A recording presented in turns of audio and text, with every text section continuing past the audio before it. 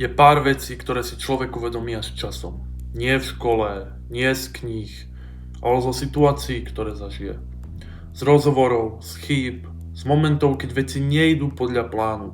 A čím viac skúseností človek zbiera, tým viac si uvedomuje, že niektoré jednoduché princípy dokážu zmeniť spôsob, akým sa pozeráš na svoj život. Dnes chcem hovoriť o 5 lekciách, ktoré som si uvedomil. Nie sú to žiadne motivačné frázy, sú to veci, ktoré reálne menia spôsob, ako sa rozhoduješ, ako sa ja rozhodujem, ako vnímam situácie, ako sa posúvam dopredu, keď mám 21 rokov. Prvá lekcia je riskovať. A nemyslím tým bez hlavo robiť hlúpe rozhodnutia, skôr myslím ochotu ísť do situácií, ktoré sú trochu neisté. Veľa ľudí si vyberá bezpečnú cestu, čo je úplne v poriadku.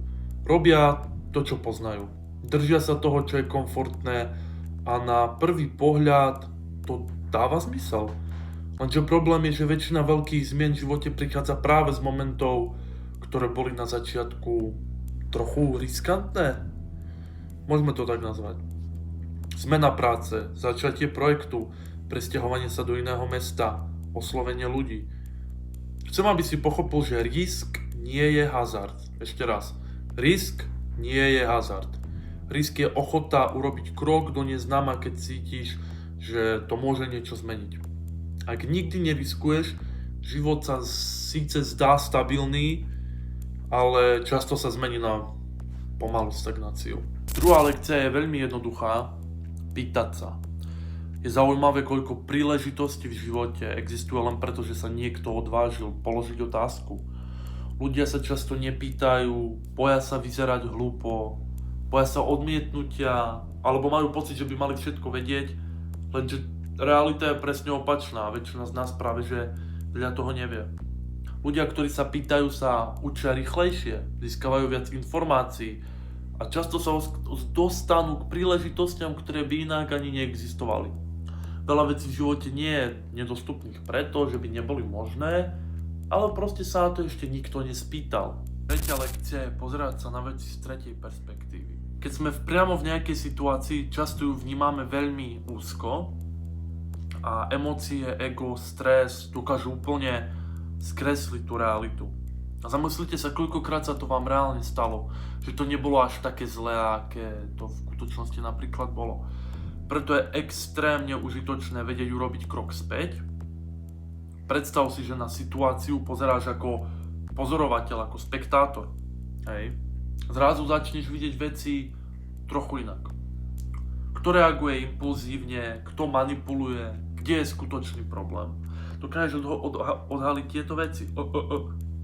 Tento odstup dokáže zmeniť spôsob, akým reaguješ. Namiesto okamžitej reakcie začneš robiť strategickejšie rozhodnutia, neviem rozprávať. Veľa konfliktov v živote vzniká práve preto, že ľudia reagujú bez odstupu a keď sa naučíš myslieť z tretej perspektívy a reálne si predstaviť, že je tu nejaká kamera, tak začneš chápať situácie oveľa jasnejšie a aj tie emócie, ktoré si do toho dal, tak dokážeš to zobrať preč a racionálne uvažovať nad danou situáciou. Štvrtá lekcia je budovanie vzťahov. A môžeme to nazývať ako networking. Má to často veľmi zlú reputáciu, pretože ľudia si pod tým predstavujú umelé rozhovory, výmenu vizitiek, predstieranie záujmov. Ono to niekedy aj tak môže byť. Ale skutočný networking, respektíve volajme to budovanie vzťahov, lebo networking sa mi nepáči, je niečo úplne iné. Je to dlhodobé budovanie vzťahov s ľuďmi, kamarátstva, priateľstva, vzťahy, kolegovia. Proste reálne s tými ľuďmi úprimne si.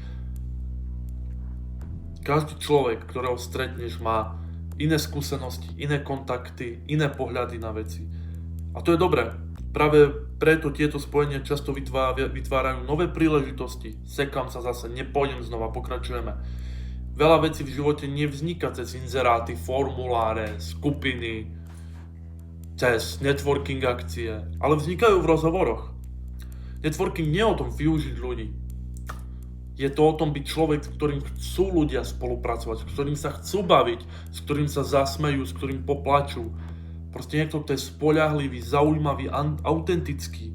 Keď máš dobré vzťahy, z mojej skúsenosti sa tie dvere často otvoria same. A posledná lekcia je zlyhávať. Zlyhanie má veľmi zlú reputáciu. Od malička nás učia, že zlyhanie je niečo, čomu sa treba vyhnúť. Realita je úplne iná, realita je úplne inde. Zlyhanie je jeden z najlepších učiteľov, pretože keď veci nevidú, si nútený premýšľať, analyzovať, zmeniť prístup. Úspech je príjemný, komu není úspech príjemný? Ale paradoxne nás často nenaučí tak veľa a úspech reálne vzniká zo zlyhania. Ako keď sa malé dieťa naučí chodiť, tak muselo niekoľkokrát spadnúť. Zlyhanie áno. Každý človek, ktorý niečo vybudoval, má za sebou množstvo pokusov, ktoré nevyšli. Množstvo. Rozdiel nie je v tom, že by nezlyhali pre pána Jana. Rozdiel je v tom, že pokračovali ďalej. Adaptovali sa, zmenili niečo, zanalizovali. Zlyhanie nie je opak úspechu, ale je to jeho súčasť. Ešte raz. Zlyhanie nie je opak úspechu, ale je to jeho súčasť.